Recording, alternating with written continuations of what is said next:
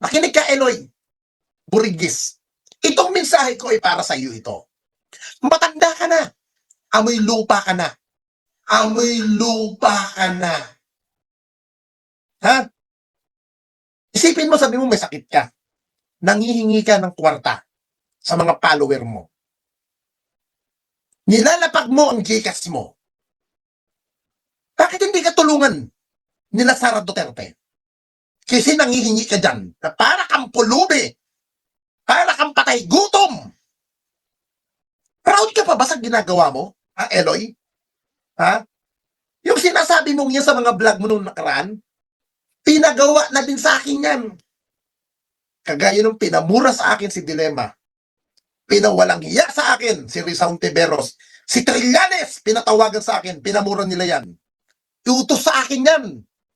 Ikaw ba ang bagong bersyon na utusan ng mga Duterte ngayon para atakihin ang ibang personalidad? Ha? Tandaan mo, Eloy, matanda ka na, mamamatay ka na, bakit hindi pa sa mga sandaling ito? Kung may pamilya ka, may pagmamahal ka sa pamilya mo, at ika naman ay wala kang natatabing kwarta, wala kang naiipon, pukin ang ina mo, gamitin mo utak mo, Eloy. Ha? Dahil si Pangulong Marcos, hindi marunong magtanim ng galit yan. Kita mo nga, winawalang hiya siya ng mga Duterte. Nakarinig ba tayo ng pananalita kay Pangulong Marcos? Wala!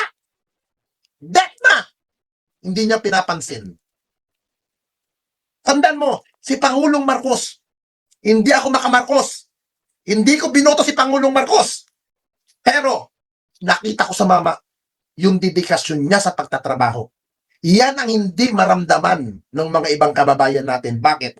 Kasi ang tingin nila kay Pangulong Marcos, base sa paniniwala sa mga pinapakalat na fake news. Wala pong masama kung kayo ay susuporta sa gobyernong ito. Ha? Lahat tayo. Pilipino tayo. Pero kung tayo nag-aaway-away, putang ina, wala pong mararating ang ating bansa. Tayo ang nagpapahirap sa bansang ito.